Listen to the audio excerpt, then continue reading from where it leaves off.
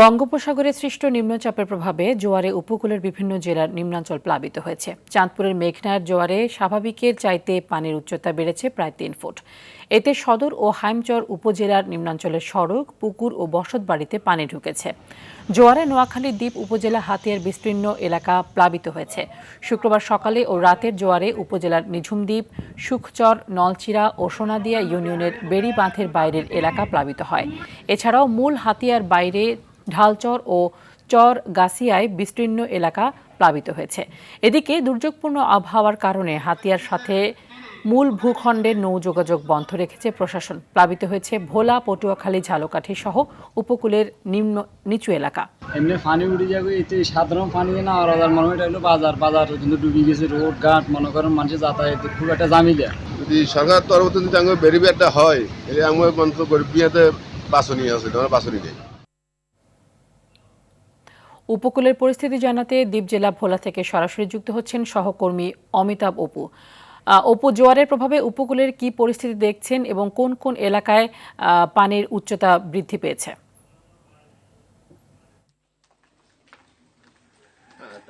আপনি যেটা জানতে চেয়েছেন যে গত 2 দিন যে ঝড়ো বাতাস, দমকা বাতাস প্রবাহিত হয়েছে উপকূলের অঞ্চল দিয়ে, আবহাওয়া দপ্তরে কিন্তু এই বাতাসের যে সতর্ক সংকেত সেটি সাগরে যেটি দেওয়া আছে, নদী বন্দরে 1 নম্বর দেওয়া আছে, সাগরে 3 নম্বর সতর্ক সংকেত দেওয়া ছিল।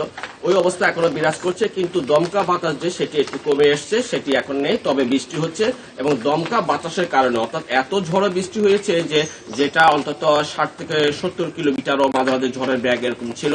তাতে গিয়ে মেঘনা নদীর প্রবলভাবে মেঘনা নদীর পানির উচ্চতা বেড়ে যায় এবং সেই থেকে 3 থেকে 4 ফুট উচ্চতা ভোলার যে প্রায় 21টি চর সেগুলোতে কিন্তু পানির প্লাবিত হয়েছিল। এবং বিশেষ করে যেগুলো বেড়িবাঁধের বাইরে যে গ্রামগুলো, মনপুরা, চরজতিন, দাসেরহাট, এরকম ভোলার রাজাপুরের কিছু অংশ, ভেজুরিয়ার কিছু অংশ, ভেলুমিয়ার কিছু অংশ, এই অঞ্চলগুলো কিন্তু সেই জোয়ারের পানিতে কিন্তু প্লাবিত হয়েছে।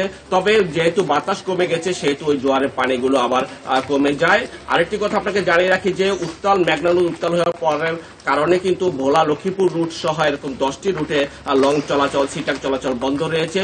ভোলা মনপুরা, ঢাকা মনপুরা রুটের লং চলাচল বন্ধ রয়েছে। তবে ভোলা লক্ষ্মীপুর রুটে ফেরি সার্ভিস চালু হয়েছে আজকে সকাল থেকে।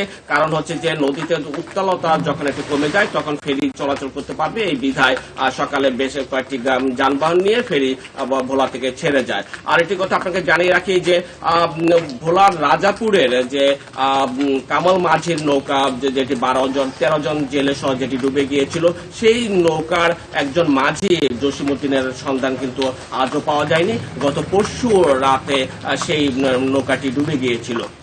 সেই পরিবার স্বজনরা আহাজারি চলছে। আমাদেরকে ক্ষুদ্র মৎস্যজীবী সমবায় জেলে সমিতির যে সম্পাদক শেখ মামুন জানিয়েছেন যে সেই পরিবারের তারা সহানুভূতি জানিয়েছে এবং একই সঙ্গে তারা যে জেলে নিখোঁজ জেলে রয়েছে তার উদ্ধারের জন্য আজকে তারা চেষ্টা চালাচ্ছে। কারণ হচ্ছে যে গত 2 দিন নদী এত উত্তাল ছিল যে সেখানে যাওয়ার মতো পরিস্থিতি ছিল না।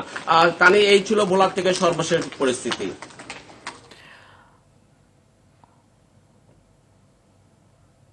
অপু, ধন্যবাদ আপনাকে।